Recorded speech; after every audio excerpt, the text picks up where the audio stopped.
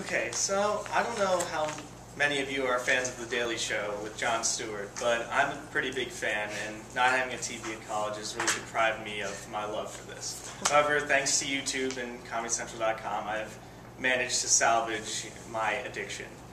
So, what I've always loved about the show is his unbiased attack on basically everything. He doesn't really go out against any particular side, and he's taken a lot of criticism for being biased before.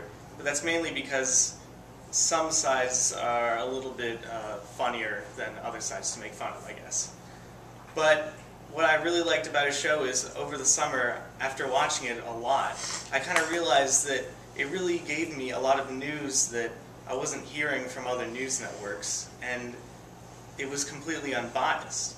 And a lot of the news networks that we have today are very biased. So when Jon Stewart held the Rally to Restore Sanity in October, I was a little disappointed that I couldn't go to it. It was in Washington, D.C. But after watching the speech that he gave at the end, I felt really inspired by it. He really addresses the problem that America has with media and government and the relationship between the two. It's really a broken system. There's a lot of feelings of dissatisfaction with the current state of government and media.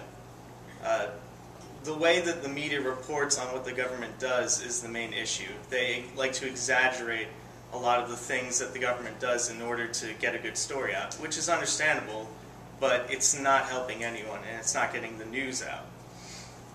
One voice really had to stand out from the rest of the voices that were getting shut down by the mass media, and I think Jon Stewart managed to do this because he uses a lot of satire and comedy in order to get his message across. The exigence in this case is really represented by the people, and I think that Jon Stewart represents the people's voice in his speech that he gave at the Rally to Restore Sanity. The rally was mostly a show for entertainment.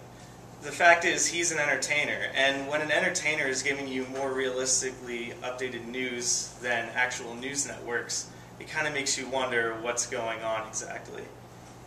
He addresses the fact that the rally was kind of almost a large joke. He says in the very beginning, almost, after doing several introductions, what exactly was this? And everyone laughs at the rally, but the truth is, everyone was there not really for any specific reason. There were people holding up comical signs like, oh, I just came for my taco, and just really weird stuff like that. Nothing specifically politically related. People were just having a good time. And that's what Jon Stewart wanted. He said his intentions were not to push any kind of political agenda or to shut down passionate argument. It was merely to report on the fact that America and its media are in a bad relationship right now, and that there's a lot of disparity between what is being reported and what's actually happening. He says that he wasn't trying to push any specific ideology because he doesn't want to force his views on anyone. All he's trying to do is get people to see the views of their politicians and their government being expressed in reality, not through the filter that is the mass media. He was really just trying to get across the idea that every view deserves equal representation in the media, and not just far left or far right ones. He addresses the idea with Logos, in that many Americans aren't extreme left or extreme right politically minded. Most of us are moderately and in the very middle. And the radicals and the extremists are really the ones who get the most attention from the media because they're the most interesting.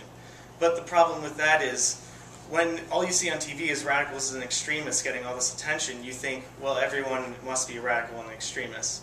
But Jon Stewart says that's not true, and that we shouldn't pay attention to that idea because none of the people in this room are radicals or extremists, as far as I know.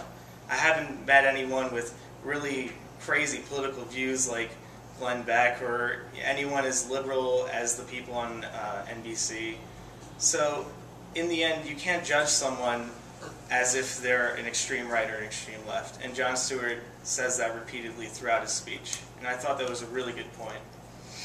The kairos in this case is the need to change the way the media informs us. Because unless we're informed correctly and with real information, not just exaggerated information, we don't really know what's going on in the world. I think my favorite quote was, "The press can hold its magnifying glass up to our problems, bringing them into focus, illuminating issues heretofore unseen." Or, "They can use that magnifying glass to light ants on fire, and then perhaps host a week of shows on the sudden, unexpected, dangerous flaming ant epidemic." Which is really a good point. It explains quite simply in his analogy that the press goes, they find a story that's very interesting, that people want to watch, they put it on, they exaggerate a lot of the issues, they interview some people who have very strange and radical views, and then they report on how it's tearing America apart. Things like that. They say, when he says, perhaps host a week of shows on the sudden, unexpected, dangerous flaming ant epidemic, it's really represented in the real world when the press then, like, just, you see repeated news articles on this thing that they reported on earlier in the week, which really isn't as big of a deal as they're making it out to be. So I thought that after all of the points that Jon Stewart made, it really deserved to get a speech on a speech. So that's what I did, and that's all.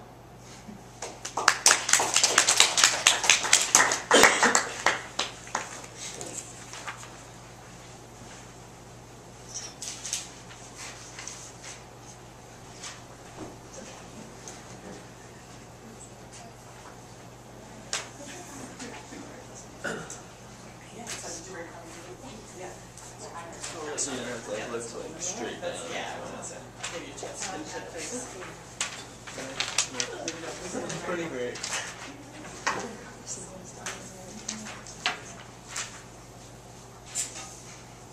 I don't know.